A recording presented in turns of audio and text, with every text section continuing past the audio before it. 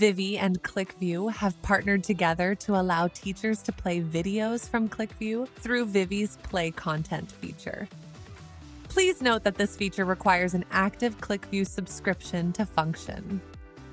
To play a ClickView video through Vivi, once connected to a room in the Vivi app, select Play Content. Select the ClickView icon in the lower left. This will activate your classroom display in ClickView. A message will appear on the display letting you know this. To begin playback of a video, log into the ClickView website and select the video you would like to play. In the lower right of the video, select the device's casting icon and allow ClickView to search for devices. This will just take a few seconds. In the on-screen list, select the name of your classroom. Playback of the video will begin. In the Vivi app, controls for the video will appear and include the ability to pause or stop the video or use the green bar to jump to a specific point in the video.